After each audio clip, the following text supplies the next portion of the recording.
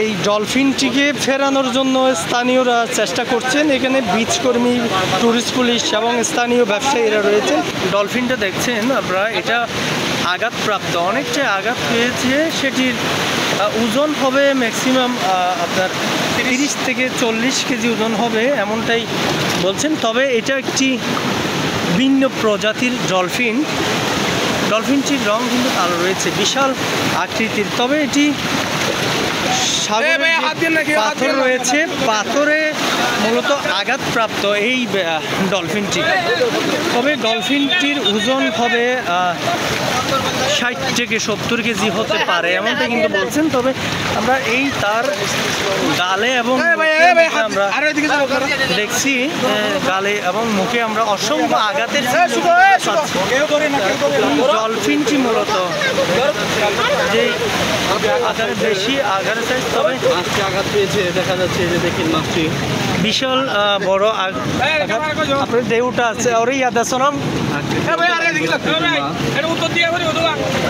ডলফিনের যে আঘাতপ্রাপ্ত ডলফিনটি, এটি কিন্তু মূলত আমরা যতটুকু জেনেছি সেটা ধারণা করছি সাগরের যে পাথর রয়েছে,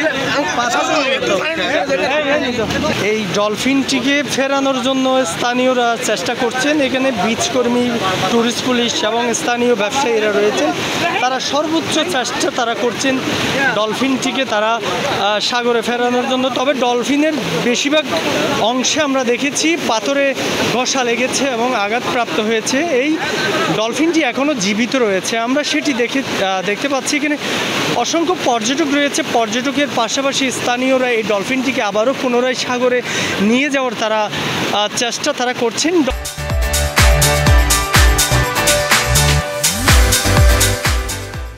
ডলফিনটির ওজন 60 থেকে 70 কেজি হবে, এমনটাই কিন্তু ধারণা করা হচ্ছে। তবে এই ডলফিনটি মূলত কিভাবে এই কূলে বেশি আসলো এবং বারবার এই ডলফিনটিকে সাগরে ফেরানোর চেষ্টা করলেও ডলফিনটি ঘুরে ফিরে আবারও কূলে চলে আসছে, এই দৃশ্য আমি আপনাদেরকে লাইভের মাধ্যমে, তবে এই মুহূর্তে আমরা যতটুকু আপনাদেরকে দেখানোর চেষ্টা করছি সেটি হলো ডলফিনটির গায়ে কিন্তু অসংখ্য আঘাতের চিহ্ন আমরা দেখেছি, আঘাতের চিহ্ন রয়েছে।